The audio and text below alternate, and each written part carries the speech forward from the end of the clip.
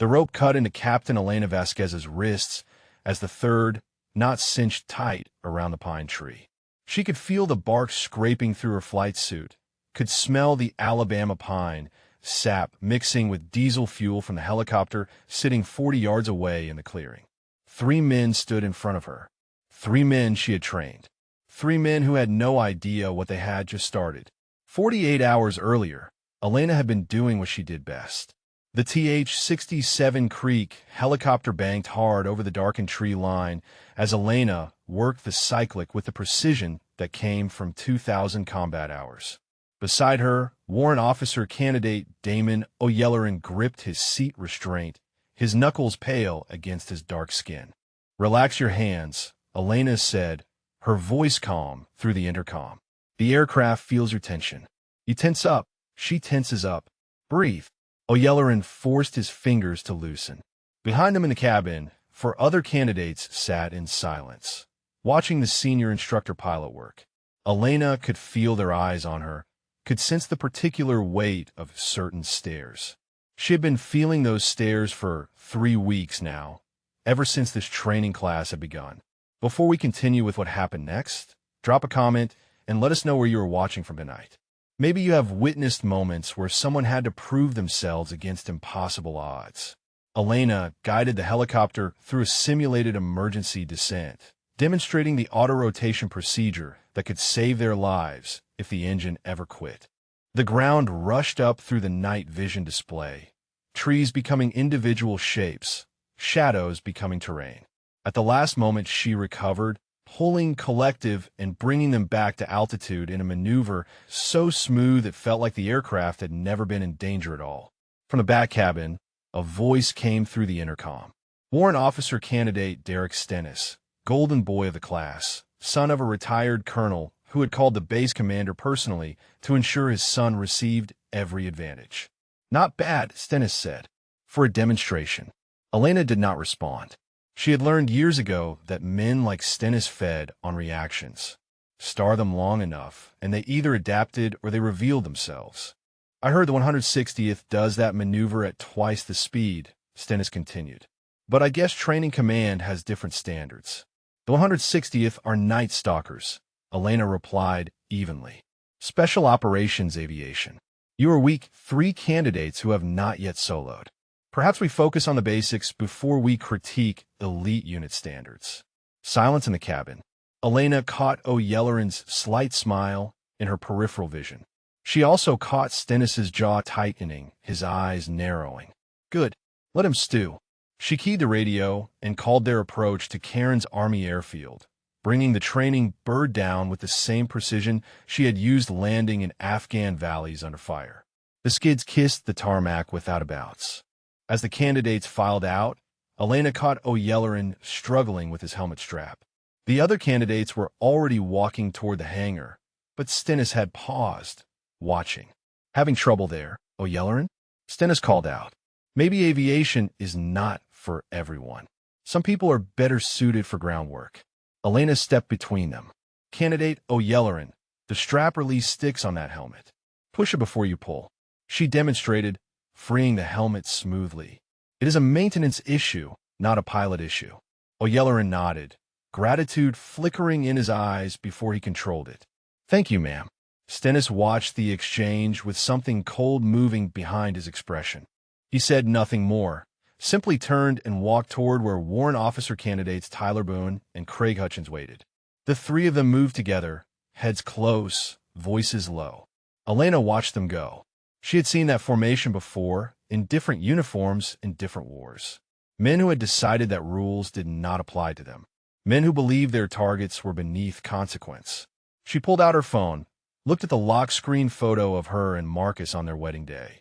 His flight suit still dirty from a mission, her dress white pristine.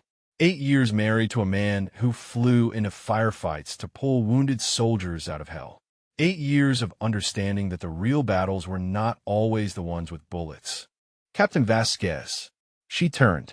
Marcus stood beside his truck in the parking lot, still in his flight suit, helmet bag over his shoulder. Even after all these years, seeing him made something in her chest settle. "Chief Vasquez," she replied, using his warrant officer title with mock formality. Waiting long? Just got here. Saw your approach. Still the smoothest hands in Army aviation. She walked toward him, let him pull her into a brief embrace before they climbed into the truck. As they pulled away, Elena glanced in the side mirror. Stennis stood in the hangar doorway, watching them leave. He said something to Boone, and both men laughed. That one is going to be a problem, Marcus said. He had seen it too. Elena nodded. Nothing I have not handled before. But something in her gut told her this time might be different. Something in the way Stennis looked at her, like she was not a person but an obstacle, like she was something to be removed. She would find out soon enough exactly what he was planning. And when she did, she would be ready. Saturday morning brought humidity that clung to everything and a classroom full of candidates who had been flying until midnight. Elena stood at the front of the briefing room, flight manual open on the podium, watching 20 faces in various states of alertness. Most were engaged, taking notes, asking questions. But in the back row, 3 seats together held Stennis, Boone, and Hutchins, and none of them were writing anything down. She continued her briefing on emergency procedures, covering the critical steps for engine failure at altitude. This information would keep them alive someday. This information had kept her alive in a valley outside Kandahar, when her transmission warning light had flickered red and she had 60 seconds to find a place to set down. The T-700 engine gives you warnings before catastrophic failure, Elena explained. You'll hear it, feel it, smell it. Trust your senses. Trust your training. The aircraft wants to fly. Your job is to let it. Stennis raised his hand, that smirk already forming. Captain Vasquez, I have a question about your combat experience. Elena posed. Go ahead, candidate Stennis. I heard you lost a co-pilot in Afghanistan. Engine failure, right? He leaned back in his chair. Just wondering if maybe you missed some of those warning signs you were talking about. The room went silent. 20 candidates held their breath. Elena felt the words hit her chest like shrapnel, felt the old wound tear open for just a moment before she sealed it shut again. Chief Warrant Officer 3 David Reyna, she said, her voice steady. That was his name. We took an RPG through the tail rotor during a medevac extraction. Not engine failure. Enemy fire.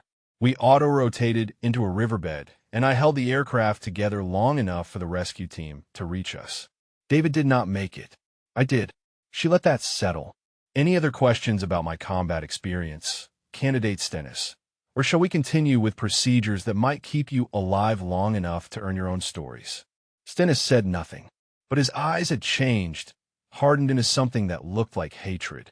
Elena had embarrassed him in front of his peers, and men like Stennis did not forget embarrassment. She finished the briefing and dismissed the class, watching as most candidates filed out respectfully. O'Yelleran lingered near the door, glancing back at her with something like concern before Hutchins bumped his shoulder and muttered something that made O'Yelleran's jaw tighten. After they left, Elena sat alone in the empty classroom. She pulled out her phone and opened a photo she kept hidden in a locked folder. David Reyna, grinning in his flight helmet, giving a thumbs up before their last mission together. She had promised his widow that she would make sure every pilot she trained would be better because of what David had taught her. She had kept that promise for 6 years. She was not going to let Derek Stennis break it now. Elena walked to the administrative building and requested a meeting with Major Corinne Aldridge, the executive officer. Aldridge had been an Apache pilot before moving to command track, one of the few women who had broken through in Army aviation before Elena's generation. If anyone would understand, it would be her. The major's office was sparse, functional, decorated only with unit patches and a single photo of Aldridge standing beside her aircraft in Iraq. She listened as Elena described the pattern of behavior, the coordinated disrespect, the comment about David. And you believe this is organized, Aldridge said. Not just typical candidate friction. 3 of them, same behaviors, same timing. Stennis leads, Boone and Hutchins follow. Elena leaned forward. Ma'am, I've been doing this for 4 years. I know the difference between candidates who resent a tough instructor and candidates who are planning something. Aldridge was quiet for a long moment, her face unreadable. Captain Vasquez, I appreciate you bringing this to my attention, but I need more than a feeling. I need documentation. Specific incidents. Witnesses. Elena felt her stomach tighten. So nothing happens until something happens. I did not say that. Aldridge met her eyes. I said I need documentation. Start keeping records. Times, dates, exact words. If there is a pattern, we will find it. But I cannot act on instinct alone. You understand how these things work. Elena understood. She understood that Stennis's father had connections. She understood that accusations against candidates from female instructors were scrutinized twice as hard. She understood that the system she had given her career to did not always protect the people who needed protection most. Yes, ma'am, she said. I understand.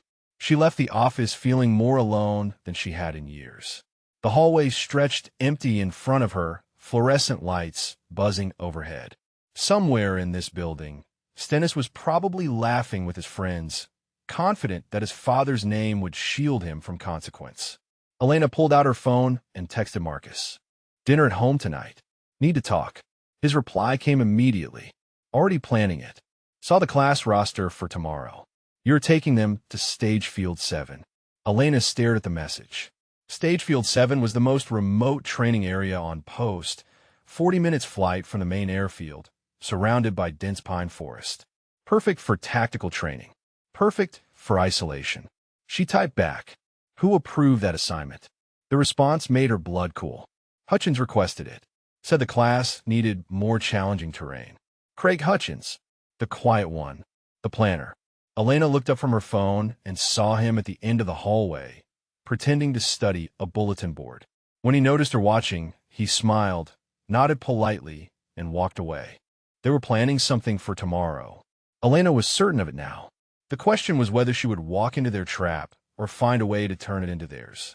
The Vasquez home sat on a quiet street in Enterprise, Alabama, a modest brick house with a pickup truck in the driveway and an American flag hanging from the porch.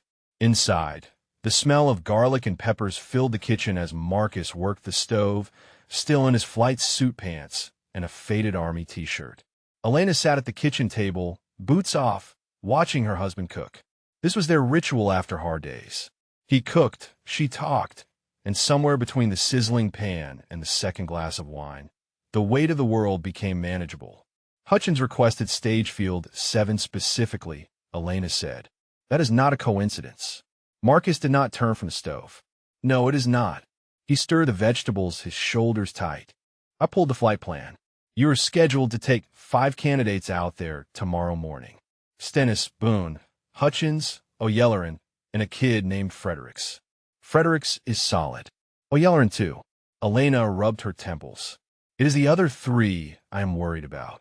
Marcus finally turned, leaning against the counter with his arms crossed. The look on his face was one she knew well. It was the look he got before flying into a hot landing zone.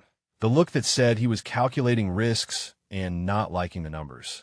I can have my birds in the air within minutes of your departure, he said. We track all training flights through ops anyway. I will be watching the whole time. Elena shook her head. If you scramble medevac every time I go to a remote stage field, people will talk. Command will notice. Stennis's father will use it against me. Say, I am paranoid, unstable. And if something happens out there, and I am 40 minutes away, then I handle it. Elena met his eyes. Marcus, I have handled worse than 3 entitled candidates with daddy issues. I survived Kandahar. I survived the crash. I survived burying David.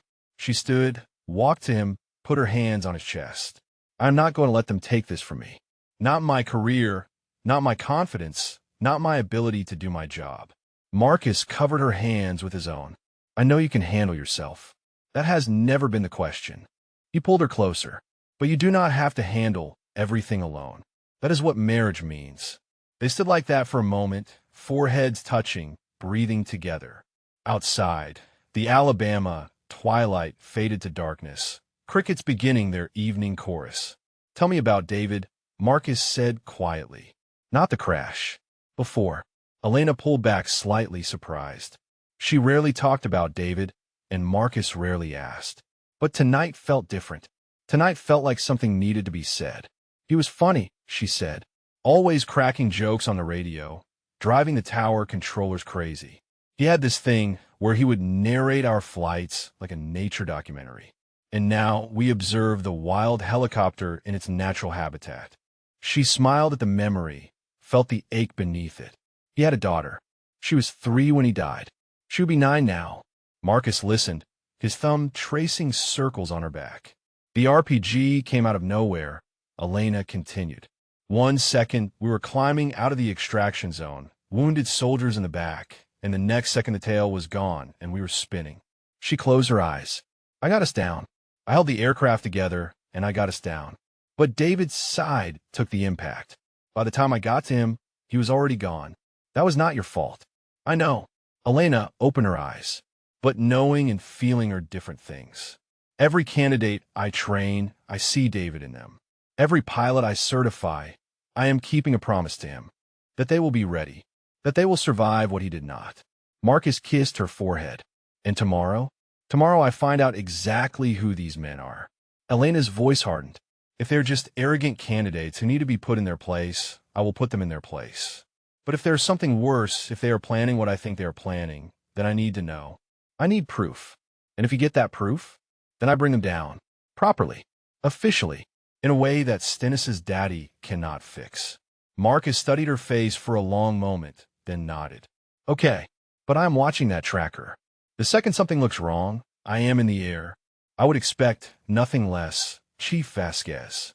They ate dinner as the night deepened around them, talking about smaller things, lighter things. Marcus told her about a new crew chief who kept calling him sir despite being corrected a dozen times. Elena described O'Yellerin's potential, how the young candidate reminded her of herself at that age, hungry to prove that he belonged. Later, as they lay in bed, Elena stared at the ceiling. Tomorrow she would fly into the Alabama wilderness with 3 men who wanted to hurt her and 2 who might become collateral damage. She had no backup, no cavalry, no one who would believe her instincts over Stennis's connections. But she had survived worse odds, and she had Marcus, 3,000 feet up, watching over her like a guardian angel with rotor blades. I know something is coming, she said into the darkness. Marcus's hand found hers under the covers. What are you going to do? He asked. Elena thought about David, about his daughter who would never know him, about every promise she had made standing over his grave. I'm going to find out exactly who they are, she said, and then I'm going to make sure they never do this to anyone else. In the morning, she would fly toward whatever trap they had set, but she would not fly blind, and she would not fly alone. Sunday morning came with a pale gray sky and air thick enough to chew. Elena arrived at the flight line an hour before her candidates, walking the TH-67 through her pre-flight inspection with the same attention she had given every aircraft for 12 years. Main rotor, tail rotor, engine cowling, fuel levels. Everything by the checklist. Everything perfect. She was checking the emergency locator transmitter when her phone buzzed. Marcus, Op Center is tracking your bird. Transponder shows strong. I have eyes on you from the moment you lift off. Elena typed back. Copy. Estimated 3 hours on the ground at Stage Field 7. His response came fast. If you're on the ground longer than 4 hours without radio contact, I am launching. She smiled despite the tension in her chest. Understood. Love you. Love you too. Be safe out there. The candidates arrived in a group, carrying their helmets and flight bags. O'Yellerin walked slightly apart from the others, his posture suggesting he had not slept well. Fredericks, a lanky kid from Oklahoma with earnest eyes, looked eager and nervous in equal measure. And then came the 3 of them. Stennis in the lead, Boone at his right shoulder, Hutchins trailing with that quiet watchfulness that made Elena's instincts flare. Good morning, Captain Vasquez, Stennis said, his voice carrying a warmth that did not reach his eyes. Beautiful day for field training. Elena held his gaze. Morning, candidates. Gear stowed, helmets on, we lift in 10 minutes. She turned to address the group. Today is terrain navigation and survival skills at Stage Field 7. Remote location, no support facilities. You rely on your training and each other. Any questions? Silence. Boone shifted his weight, exchanged a glance with Hutchins. Good. Load up. The flight to Stage Field 7 took 40 minutes, crossing miles of Alabama pine forest that rolled beneath them like a green ocean.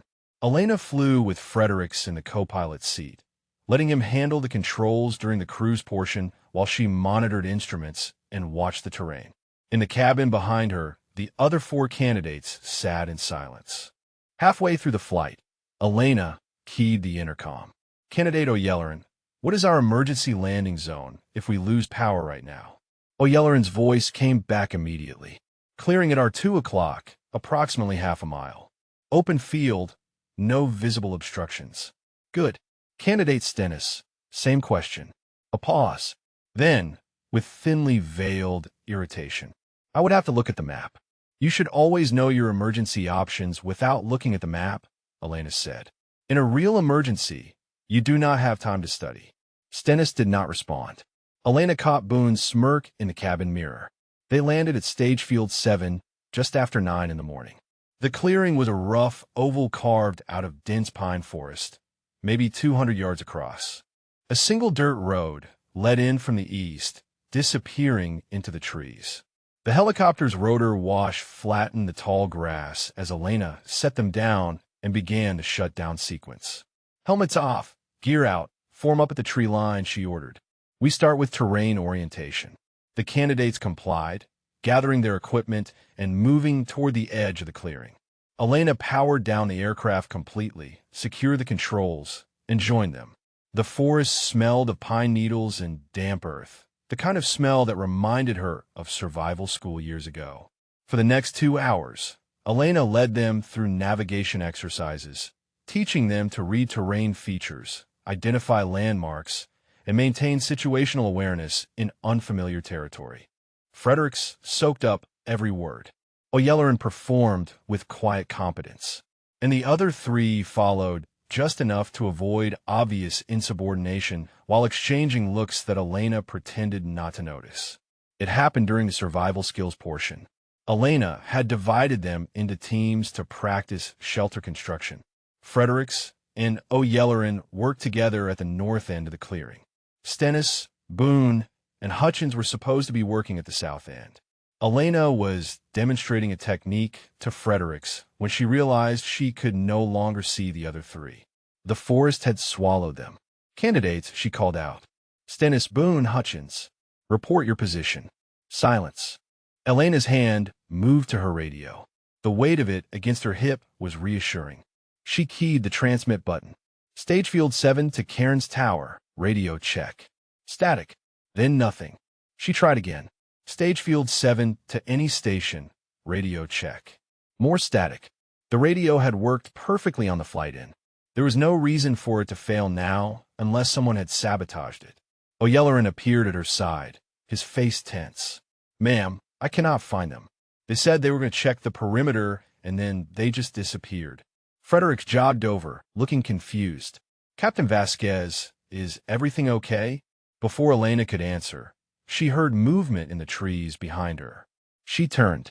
Stennis stood at the edge of the clearing, Boone to his left, Hutchins to his right. They were no longer pretending to be candidates on a training exercise. Their postures had changed. Their expressions hardened into something predatory. "Captain Vasquez," Stennis said, his voice calm and cold. "I think it is time we had a real conversation about your future in Army aviation." Elena felt O'Yelleran tense beside her. She felt Fredericks take a step backward, and she felt, with absolute certainty, that the trap she had been expecting had finally closed around her. But what Stennis did not know, what none of them knew, was that 40 miles away, Marcus Vasquez was watching a transponder signal that had been stationary for too long, and his hand was already reaching for the alert button. Elena kept her voice steady. "Candidate Stennis, I do not know what you think you are doing, but I suggest you reconsider immediately." Stennis laughed, a short, ugly sound. "Reconsider? That is rich coming from you." He stepped closer, Boone and Hutchins flanking him. "You have been reconsidering my future for 3 weeks, failing my friend out of the program, embarrassing me in front of the class, making me look like an idiot. I treated you exactly like every other candidate," Elena said. "If you felt embarrassed, that is your own doing." Stennis's jaw tightened. My father warned me about women like you. Climb the ladder by playing victim, crying discrimination every time someone questioned your abilities. He spat on the ground. You do not belong here. You never did. Frederick stepped forward, his voice shaking. Stennis, this is insane. She is our instructor. You cannot just threaten a superior officer. Boone moved fast, grabbing Fredericks by the collar and shoving him backward. Frederick stumbled, fell, and stayed down when Hutchins moved to stand over him. Stay out of this, Hero, Boone said. Unless you want to explain to your mama why you washed out of flight school. Elena calculated her options. 3 against 1, possibly 3 against 2 if O'Yelleran would help. But O'Yelleran stood frozen, his face a mask of fear and indecision. She could not blame him. He had worked too hard to risk everything on a fight he might not win. What exactly is your plan here, Stennis? Elena asked, buying time. Assault a commissioned officer on federal property? Your father's connections will not save you from a court-martial. Stennis smiled. Who said anything about assault? He nodded to Hutchins, who pulled a length of rope from his pack. We're just going to have a little training exercise of our own. Teach you what it feels like to be helpless. By the time anyone finds you out here, we will be long gone with a story about how you had a mental breakdown and ran off into the woods. Elena's blood went cold. They had planned this. Planned it carefully. The remote location, the sabotage radio, the cover story. This was not impulsive rage. This was premeditated. Boone grabbed her from behind, his thick arms pinning hers to her sides. Elena struggled, drove her heel down onto his instep, heard him grunt in pain, but his grip held. Hutchins moved in with the rope, while Stennis watched with satisfaction. O'Yelleran, Elena called out. Get to the helicopter. The emergency radio in the survival kit. Go. O'Yelleran hesitated for one agonizing second. Then he ran, sprinting toward the aircraft. Stop him, Stennis ordered. Hutchins broke away to pursue, but O'Yelleran was faster, younger, desperate. He reached the helicopter and yanked open the door. Elena used the distraction. She threw her head backward, felt it connect with Boone's face. His grip loosened, and she twisted free, spinning to face Stennis. For a moment they stood there, 2 soldiers in a clearing, everything stripped away except the truth of who they were. You should have stayed down, Stennis said. He pulled something from his pocket. A knife. Standard survival blade. Army issue. This was going to be a training accident. Now it might have to be something else. 40 miles away, Marcus stared at the tracking screen. 3 hours and 40 minutes on the ground. No radio contact despite 2 attempts from tower. The transponder had not moved in over an hour. He picked up the phone and called ops. This is Chief Vasquez. Scramble medevac 2. I need a bird in the air in 5 minutes. Sir, the voice on the other end said, we do not have an emergency call. Consider this one. Training flight at Stage Field 7 is not responding. Possible aircraft emergency. I am taking command of the response. He hung up before they could argue. Within minutes, he was running across the tarmac toward his Black Hawk, crew already spinning up the rotors. Back at the clearing, Elena faced Stennis while chaos erupted around them. Hutchins had tackled O'Yelleran before he could reach the emergency radio. Boone was on his feet again, blood streaming from his nose, murder in his eyes. Fredericks lay curled on the ground, too terrified to move. Last chance, Captain, Stennis said, advancing with a knife. Cooperate, and this day's a training exercise. Fight and well. He shrugged. Accidents happen in the field. Elena did not cooperate. She did not surrender. But 3 against 1 were odds that even 12 years of training could not overcome. When Boone hit her from behind again, she went down hard. When Hutchins pinned her arms, she could not break free. And when they dragged her to the thick pine tree at the edge of the clearing and began wrapping rope around her wrists, she could only watch as Stennis stood over her with that triumphant smile. Not so tough now, are you, Captain? He crouched down to her level. My father was right. Women do not belong in aviation. They do not have the strength for it. Elena met his eyes. Your father is a coward who never flew a combat mission in his life. And you are worse than him. Stennis backhanded her across the face. The pain flared hot and bright, but Elena did not cry out. She would not give him that satisfaction. They finished tying her to the tree, the bark scraping through her flight suit, the rope cutting into her wrists. Stennis, Boone, and Hutchins stood back to admire their work. "We have got hours before anyone comes looking," Stennis said. "Plenty of time to figure out exactly how this story ends." But even as he spoke, Elena heard something in the distance. Faint at first, then growing louder. A sound she knew as well as her own heartbeat. Rotor blades. Coming fast. Stennis heard it too. His head snapped toward the sky, the arrogance on his face flickering into something closer to confusion. "That is not possible," he said. "No one knows we are out here." Elena smiled through the pain in her jaw. "You think you're the only one who plans ahead?" Boone grabbed Stennis's arm. "We need to go. Now. We stick to the story. Say she had a breakdown, wandered off. And a rope?" Hutchins pointed at Elena. "How we explain that?" The sound grew louder, the distinct thunder of a Black Hawk cutting through Alabama sky. Not one helicopter. Two. Elena could hear the difference in the rotor harmonics, could feel the vibration in her chest before she could see anything through the trees. Stennis made a decision. He turned to Hutchins. "Cut her loose. We say we found her like this. Someone else must have done it." Hutchins hesitated. "That makes no sense. There is no one else out here. Just do it." But before Hutchins could move, a voice rang out from behind them. "Step away from Captain Vasquez."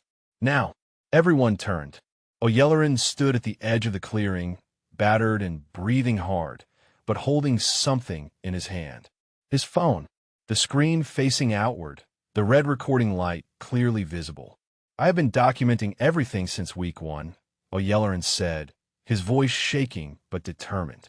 "Every comment, every threat, every plan you idiots discussed when you thought no one was listening." He looked at Elena. "I am sorry I cannot stop them, ma'am, but I can make sure everyone knows exactly what happened here." Stennis lunged toward him. "Give me that phone."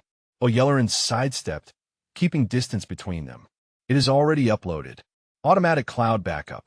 You can break this phone into 1,000 pieces, and it will not matter." The helicopters burst over the tree line, 2 Blackhawks descending toward the clearing like angels of vengeance. The rotor wash flattened everything, sent pine needles swirling in violent spirals.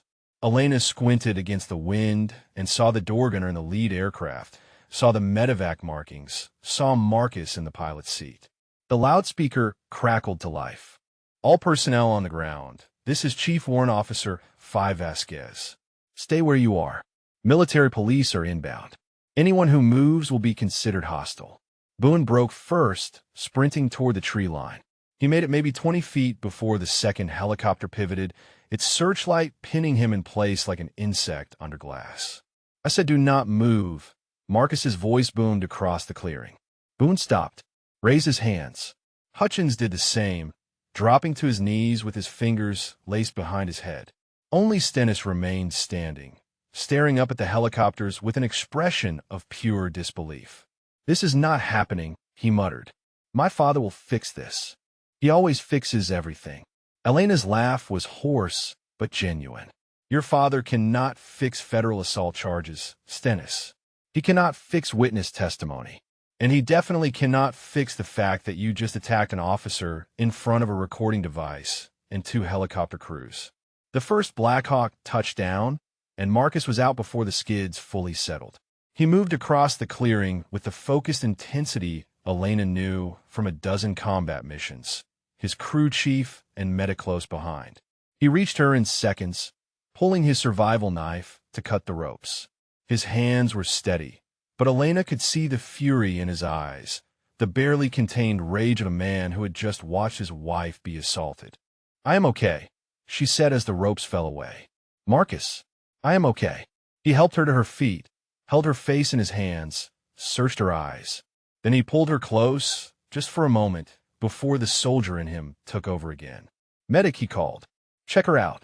Then check on Fredericks and O'Yelleran."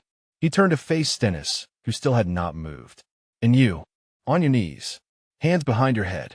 "You have no authority over me," Stennis said, but his voice had lost its edge. "This is a training command matter. I want to speak to my father." Marcus stepped closer, his voice dropping to something quiet and dangerous. Your father is a retired colonel with no active command. I am a Chief Warrant Officer 5 with 18 years of service, including 6 years with the 160th Special Operations Aviation Regiment. Right now, in this clearing, I have all the authority I need." He pointed at the ground. "Knees. Now." Stennis knelt. The second helicopter had disgorged its own crew, and Elena saw MPs among them. This was not just a medevac response. Marcus had called in everything. O'Yelleran approached her, still clutching his phone. "Ma'am, I'm sorry I did not act sooner. I wanted to have enough evidence to make sure they could not talk their way out of it." Elena looked at this young man who had risked everything to do the right thing. "You did exactly what you should have done, Candidate O'Yelleran." She put her hand on his shoulder. "You're going to make one hell of a pilot." As the MP secured Stennis, Boone, and Hutchins, Elena watched the scene with a strange sense of calm. The trap had been sprung, but not the way her attackers had planned. She had walked into their ambush knowing it might come, and she had not walked in alone. The medic cleared Elena with minor abrasions and bruising. Nothing that would not heal. The wounds that mattered were not the kind that showed on the surface. She sat on the edge of the Blackhawk's cargo bay, watching the MPs load Stennis, Boone, and Hutchins into the second helicopter.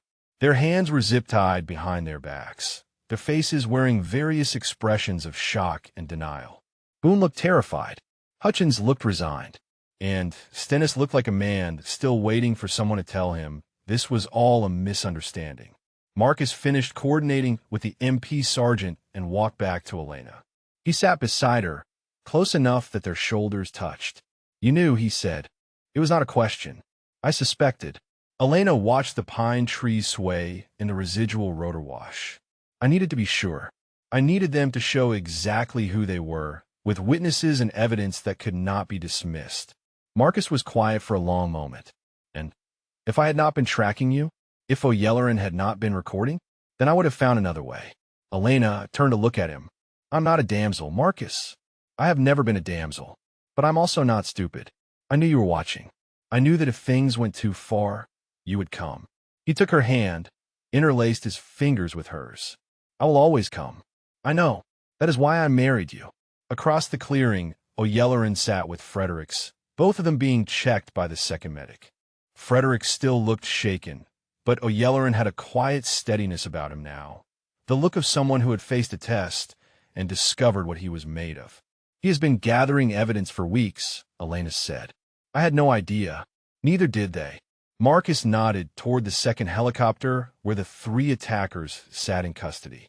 Hutchins thought O'Yelleran was just a nervous kid who would not make trouble. They never suspected he was building a case against them. Elena thought about all the times she had seen O'Yelleran lingering at the edges of conversations, always quiet, always watching. She had assumed he was intimidated.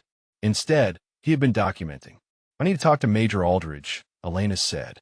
"I reported my concerns yesterday, and she seemed to brush me off. But now I'm wondering if there was more going on." Marcus reached into his flight suit pocket and pulled out his phone. "Already handled. I called her before we took off. She is meeting us at the airfield." Elena raised an eyebrow. "You called the XO before launching an unauthorized medevac response?" "I called her because I knew this was bigger than a training incident." Marcus's expression was serious. "Elena, Aldridge has been investigating Stennis's father for months.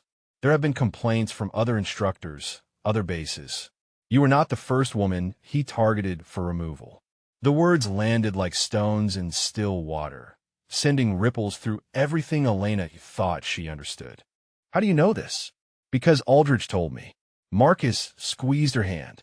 "She could not tell you because you were part of an active investigation. She needed Stennis to make a move, to provide evidence that could tie his actions to his father's interference. You were not being ignored, Elena. You were being protected." Elena sat with that for a moment, turning it over in her mind. All her frustration with Aldridge, all her anger at being dismissed. It had been a shield, not a rejection. "She could have told me," Elena said quietly, "and risked you changing your behavior, tipping off Stennis that he was being watched." Marcus shook his head. "She made a tactical decision. I do not agree with it entirely, but I understand it." The MPs finished securing the prisoners and gave the signal that they were ready for transport. The second helicopter's rotors began spinning up the wine building to a roar. Elena stood, pulling Marcus up with her. I want to see Stennis before they take him. Marcus hesitated. Are you sure? I am sure. They walked across the clearing together, stopping in front of the open cargo door where Stennis sat shackled between two MPs. His face was pale now, the arrogance stripped away to reveal something smaller and uglier underneath. Captain Vasquez, Stennis said, and there was a plea in his voice that had not been there before. This was a misunderstanding. We were just trying to scare you. It was not supposed to go this far. Elena looked at him for a long moment. A misunderstanding. She let the word hang in the air. You planned this for weeks. You sabotaged my radio. You brought rope. You threatened me with a knife. And now you want to call it a misunderstanding. My father will explain everything. He knows people. He can make this right. Your father is the reason you think behavior like this has no consequences.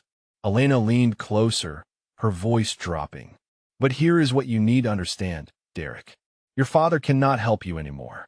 He cannot make calls to fix this. He cannot pressure commanders to look the other way.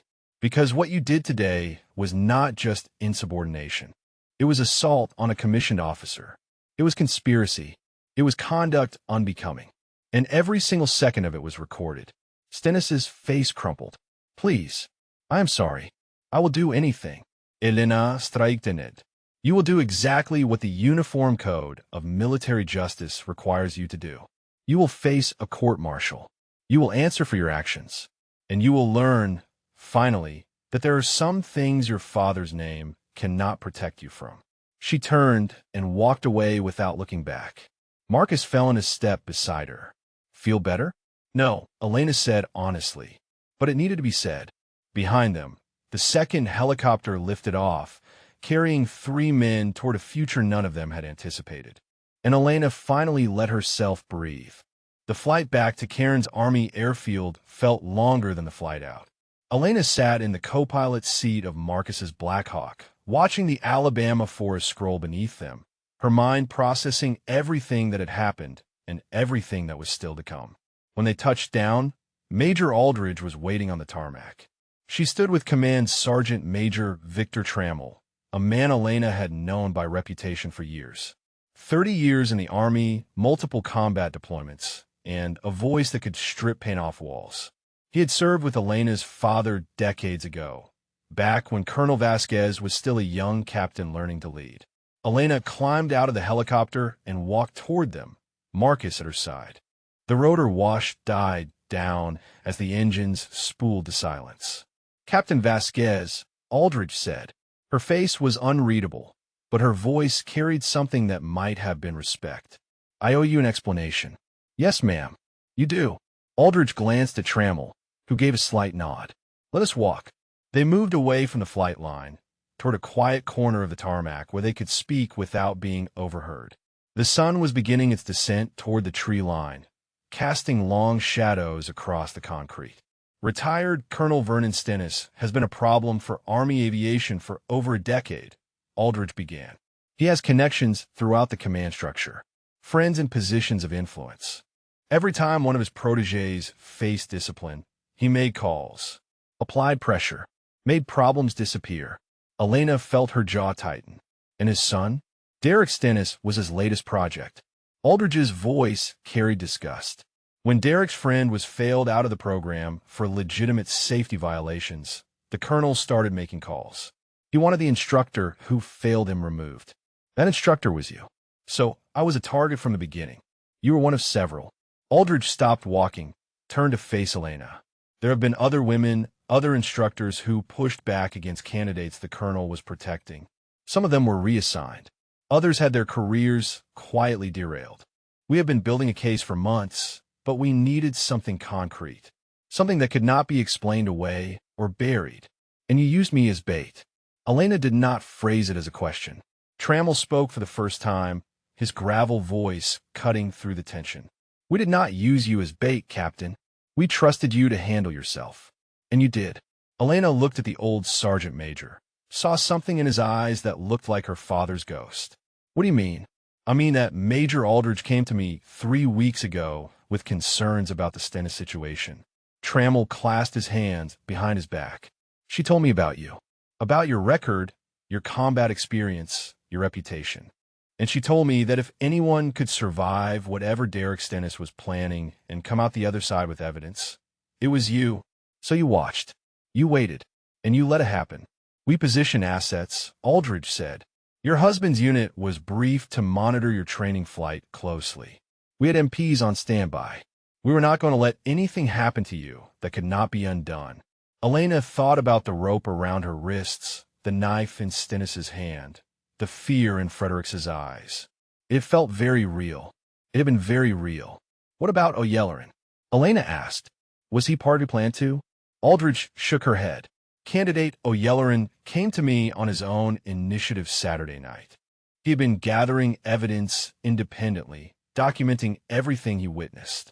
He is an exceptional young man. He is, Elena agreed. He deserves to know that his courage mattered. He will. Aldridge pulled a folder from under her arm. But first, you need to know the rest. She opened the folder and handed Elena a photograph. It showed an older man in civilian clothes being escorted by MPs from a house in what looked like Northern Virginia. Vernon Stennis was taken into custody this morning, Aldridge said. Conspiracy to obstruct justice. Conduct unbecoming a retired officer. And thanks to your husband's quick action today, we now have assault and conspiracy charges against his son that will put the entire operation under federal scrutiny. Elena stared at the photograph. The man in the image looked like an older version of Derek, the same arrogance in his posture, even as MPs led him away. This goes beyond Fort Rucker, Trammell said. The investigation will expand to other bases, other victims. What happened to you today is going to crack open something that has been rotting in Army aviation for years. Elena handed the photograph back to Aldridge. What happens now? Now we document everything. Aldridge tucked the folder away. Formal statements from you, your husband, O'Yelleran, Fredericks. A full investigation that will be conducted properly and transparently. And tomorrow morning, a preliminary hearing to determine charges against all three attackers. Elena looked at Marcus, who had remained silent throughout the conversation. His face was calm, but she could see the questions in his eyes.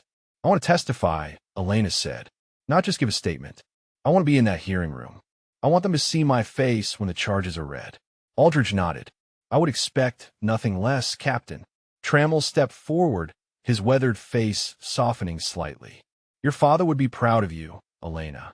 He always said you were tougher than any soldier he ever commanded. Elena felt something catch in her throat. You knew my father well? Well enough to know that the apple did not fall far from the tree. Trammell extended his hand. Whatever you need in the days ahead, you have my support. Elena shook his hand, felt the strength in his grip. Thank you, Sergeant Major. As the sun dipped below the tree line, Elena stood on the tarmac with her husband beside her and the weight of the day finally settling onto her shoulders. Tomorrow would bring hearings, testimony, and the beginning of a fight that would extend far beyond 3 men who had tied her to a tree. But tonight, she would go home. She would let Marcus hold her, and she would rest, knowing that the truth had a way of surfacing no matter how deep people tried to bury it. The war was not over, but the first battle had been won. Monday morning arrived gray and humid, the kind of Alabama weather that pressed down on everything like a wet blanket.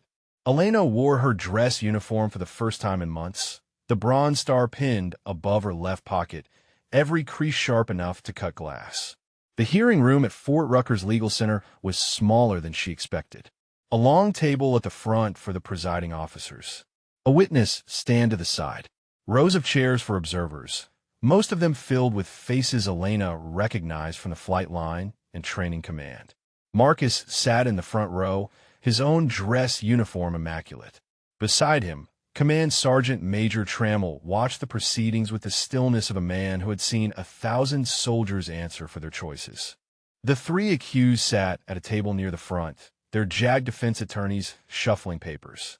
Stennis had tried to clean himself up, but the bruise on his cheek from where Elena had fought back was still visible. Boone's nose was taped from where she had headbutted him. Hutchins simply looked defeated. The presiding officer, a full colonel named Richardson, called the hearing to order. This Article 32 hearing will determine whether sufficient evidence exists to proceed with general court-martial charges against warrant officer candidates Derek Stennis, Tyler Boone, and Craig Hutchins. He looked at Elena. "Captain Vasquez, you may take the stand." Elena walked to the witness chair with measured steps. She had testified before in other hearings, other investigations. But this time was different. This time she was not reporting what she had seen. She was reporting what had been done to her. The prosecutor, a major from JAG, approached with a legal pad. "Captain Vasquez, please describe in your own words what occurred at Stage Field 7 on Sunday." Elena began at the beginning. The flight out, the training exercises, the moment she realized the 3 candidates had disappeared into the trees.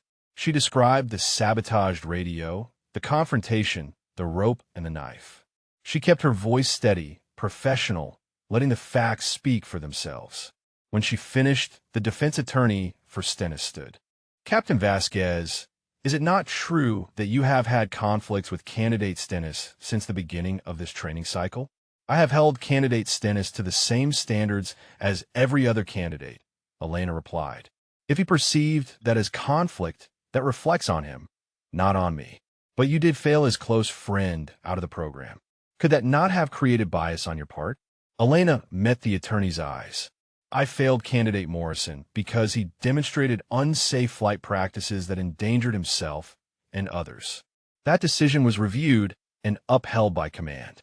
It has nothing to do with what happened at Stage Field 7. The attorney shifted tactics. "You claim you were assaulted, yet you showed up to this hearing with minor bruises. Is it possible you are exaggerating what occurred?" Before Elena could respond, Colonel Richardson cut in. "Counselor, I have reviewed the video evidence provided by candidate O'Yelleran. The footage clearly shows your client holding a knife to Captain Vasquez while she was bound to a tree. I suggest you choose your questions more carefully." The defense attorney sat down. The prosecutor called O'Yelleran next.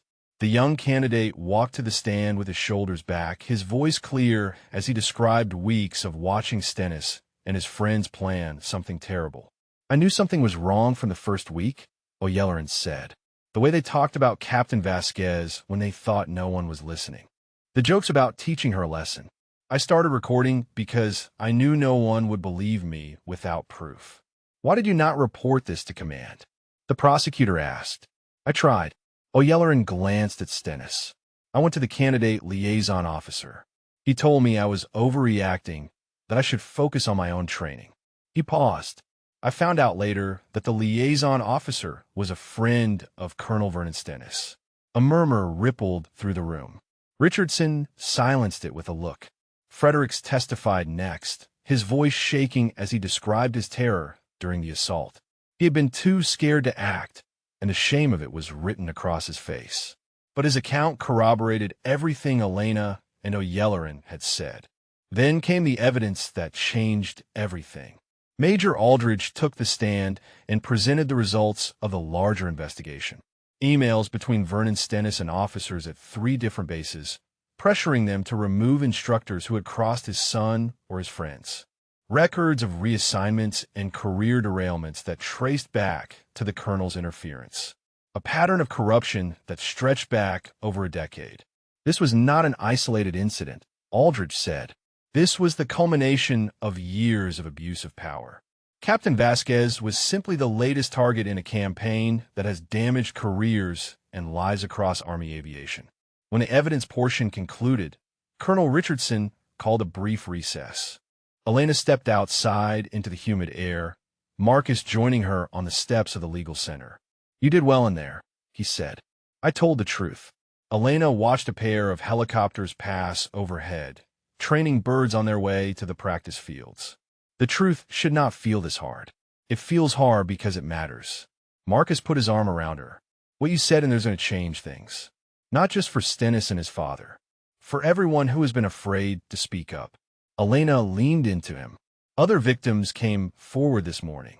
Aldridge told me before the hearing. 3 other instructors who had been pushed out. 2 of them are willing to testify." Marcus was quiet for a moment. Then he said, "This is bigger than you knew. It is bigger than any of us knew." Elena straightened as the doors opened and people began filing back inside.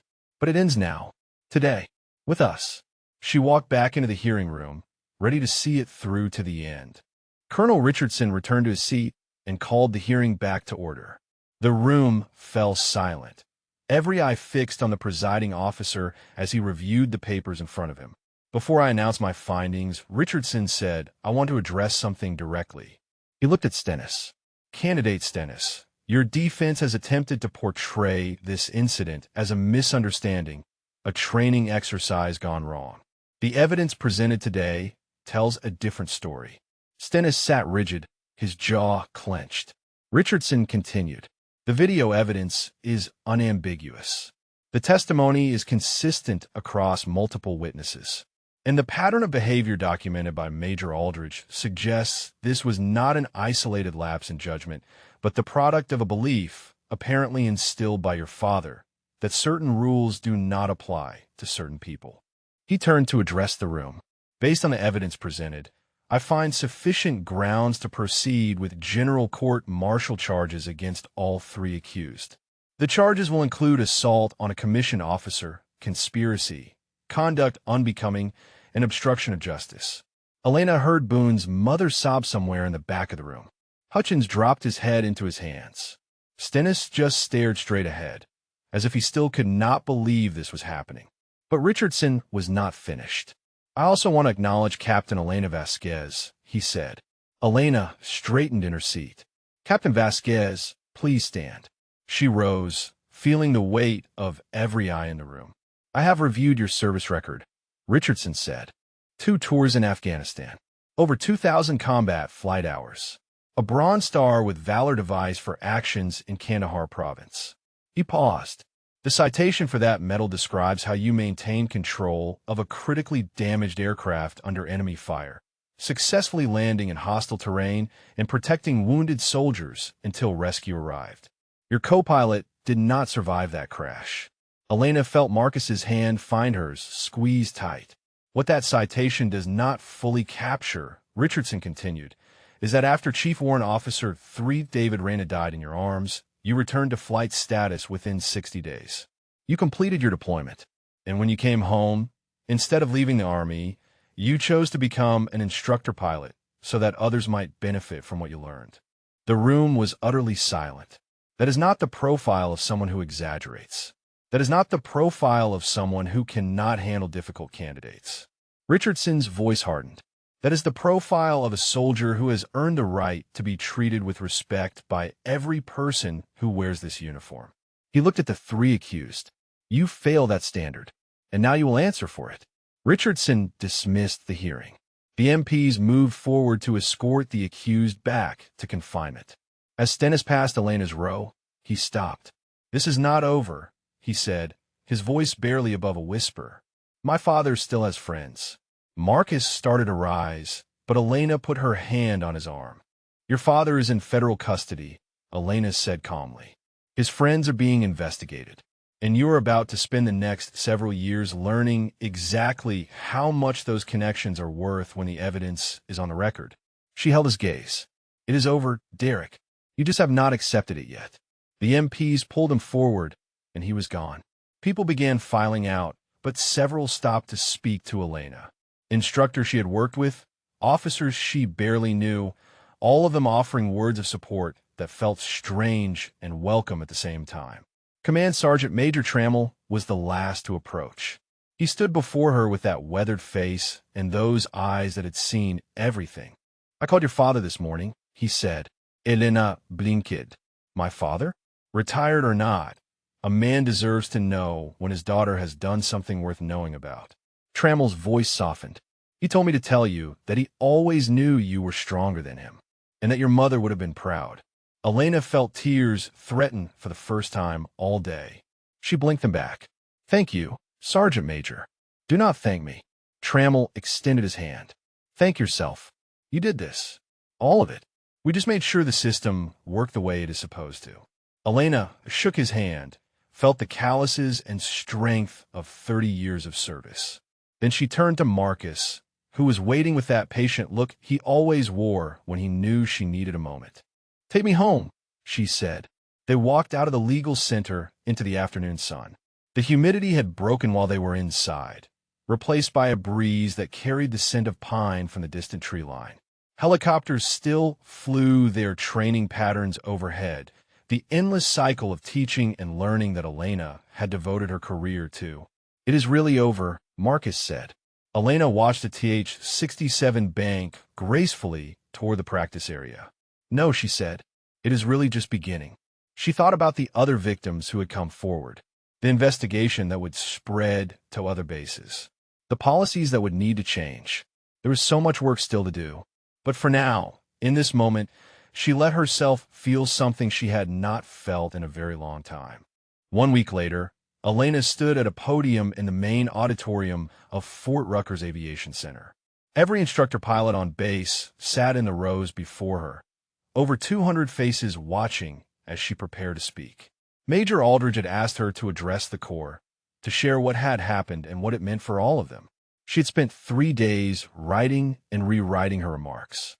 In the end, she had thrown away the pages and decided to speak from memory. "Most of you know what happened at Stage Field 7, Elena began. "Some of you have read the reports. Others have heard rumors. I am here to tell you the truth, because the truth is the only thing that will change anything." She told them about Stennis and his father, about the pattern of intimidation that had stretched across years and bases, about the instructors who had been pushed out, their careers derailed because they held the wrong candidate accountable. But she did not stop there. "I also want to talk about what we do here," she said.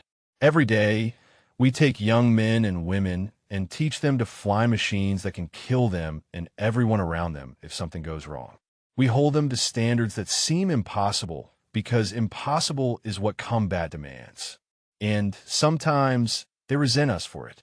She paused, looking out at the faces she had worked alongside for years.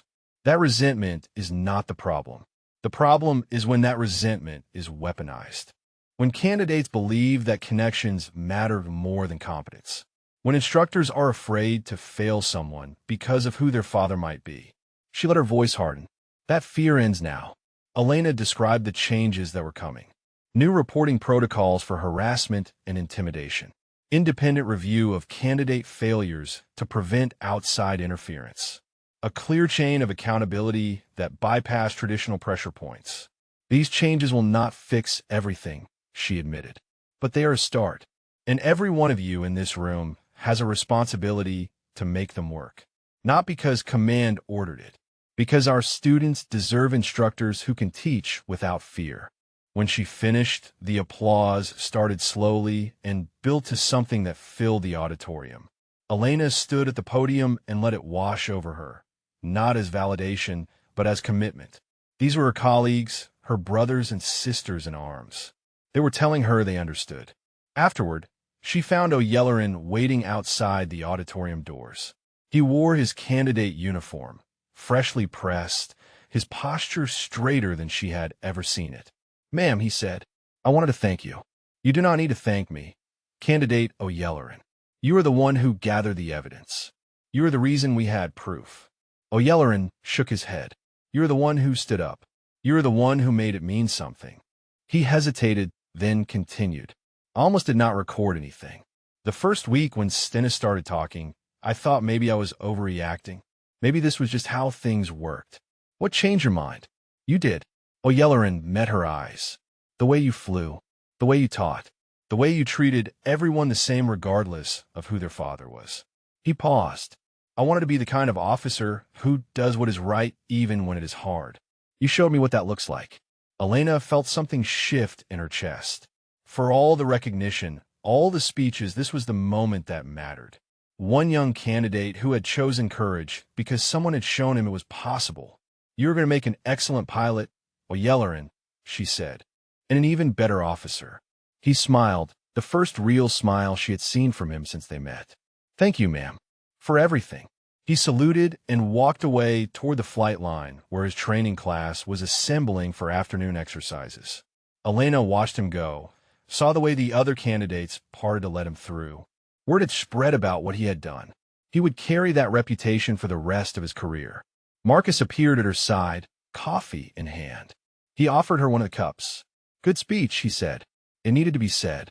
Elena took the coffee, let the warmth seep into her hands. I just hope it matters. It matters. Marcus nodded toward the auditorium, where instructors were still filing out, many of them stopping to talk in small groups. Look at them. They're not just going back to work. They're thinking, planning, figuring out how to do better. Elena watched a pair of senior instructors deep in conversation, their expressions serious but energized. One of them caught her eye and nodded, a gesture of respect and solidarity. That night, Elena and Marcus sat on their porch as the sun went down. The week had been exhausting, filled with interviews and statements and meetings that seemed to multiply every day. But in this moment, with crickets singing and the sky turning orange and purple, everything felt quiet. I got a call from the Pentagon today, Elena said. Marcus raised an eyebrow. What kind of call? They want to talk about a new position. Something in training policy. She turned to look at him. They want me to help rewrite the standards for instructor accountability across all of Army aviation. Marcus was quiet for a moment. Then he smiled. Of course they do. I have not said yes yet. Elena took his hand. It would mean leaving Fort Rucker, leaving the flight line. Elena. Marcus squeezed her hand. You have spent 12 years in cockpits, teaching pilots to survive what you survived. Maybe it is time to make sure the whole system protects them too. She looked out at the darkening sky, at the stars beginning to emerge above the Alabama pines. Maybe it is, she said. 6 months later, Elena stood at a window on the 4th floor of the Pentagon, watching the Virginia morning unfold across the Potomac. Her new office was smaller than she had expected, crammed with policy binders and draft regulations. But it had a view that reminded her every day why she was here. The door opened behind her. Major Corinne Aldridge stepped in, now wearing the silver oak leaf of a lieutenant colonel. Congratulations on the promotion, Elena said. Aldridge smiled. Could not have happened without you. The investigation you started led to reforms at 6 bases. 12 officers have been disciplined for misconduct. And Vernon Stennis is serving 3 years at Leavenworth. Elena turned from the window. And Derek? Court-martial concluded last month. Dishonorable discharge for years confinement. Aldridge set a folder on Elena's desk. Boone and Hutchins both took plea deals. Dishonorable discharge, 2 years each. None of them will ever wear uniform again. Elena opened the folder, scanned the final disposition reports. 3 careers destroyed because 3 men believed the rules did not apply to them. She felt no satisfaction, only a grim sense of completion. The reforms are being implemented across all training commands, Aldridge continued. The new reporting protocols you designed are already catching problems before they escalate. 2 instructors at Fort Campbell flagged concerning behavior last month. Both cases were addressed before anyone got hurt. That is the goal. Elena closed the folder. Prevention, not punishment. Aldridge nodded. There is something else. She pulled an envelope from her jacket. This came through official channels, but I wanted to deliver it personally. Elena took the envelope, saw the Department of the Army seal. She opened it, read the first few lines, and felt her breath catch. The Army Commendation Medal, Aldridge said, for your actions at Stage Field 7 and your subsequent contributions to training policy reform. The ceremony is next month. Elena set the letter down. I did not do this for medals. I know. That is why you deserve one. After Aldridge left, Elena sat alone with the letter and the silence. Medals and commendations were symbols, nothing more. The real reward was knowing that somewhere, right now, an instructor was teaching without fear. A candidate was being held to standards that would save lives. A system was working the way it was supposed to. Her phone buzzed. Marcus, how is the Pentagon treating you? Elena smiled. Lots of paperwork, lots of meetings, but we are making progress. Good, because I have news. His voice carried something she could not quite identify. I am being reassigned. Fort Belvoir, 30 minutes from you. Elena sat up straight. When? Next month. Apparently someone at the Pentagon put in a request for a senior medevac pilot to consult on aviation medical protocols. Marcus paused. Would not happen to know anything about that, would you? Elena laughed, the first real laugh she had felt in weeks. I might have mentioned that interagency coordination would benefit from experienced operational input. Interagency coordination. Marcus's voice was warm. Is that what we are calling it now? That is what we are calling it. They talked for a few more minutes, making plans for his arrival, discussing apartments and commute times, and all the mundane details of building a life in a new place. When Elena hung up, she felt something settle in her chest. After 6 months of long-distance calls and weekend visits, they would finally be together again. She returned to the window, watched a helicopter pass over the river. Somewhere out there, pilots were training, instructors were teaching, and the endless cycle of military aviation continued. She was no longer in the cockpit, but her fingerprints were on every policy that protected the people who were. Her hand moved to her stomach, rested there gently. She had not told Marcus yet, had not told anyone. The test had come back positive 3 days ago, and she was still processing what it meant. A new life, a new chapter, a future she had not dared to imagine during all those years of combat and training and fighting for her place in a world that did not always want her. She thought about David Reyna, about the promise she had made at his grave. She had kept that promise. Every pilot she had trained, every policy she had shaped, every battle she had fought had been in service of that vow. And now she would pass something else on. A child who would grow up knowing that courage was not the absence of fear. It was the choice to stand up anyway. Elena opened her desk drawer and pulled out a small piece of rope, frayed at the edges.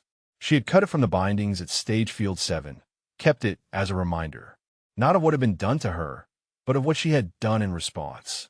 She placed it back in the drawer and closed it. The past was the past. The future was waiting. If this story moved you, drop a comment about what resonated most, or share if you have ever witnessed someone stand up when it would have been easier to stay silent. Your stories remind us that courage exists everywhere, in every community, in every family. Elena picked up her pen and returned to the policy draft on her desk. There was still so much work to do, but for the first time in a long time, she felt ready for it. Not because she was unafraid, but because she had learned that fear was just another obstacle to overcome. And Elena Vasquez had never met an obstacle she could not fly through.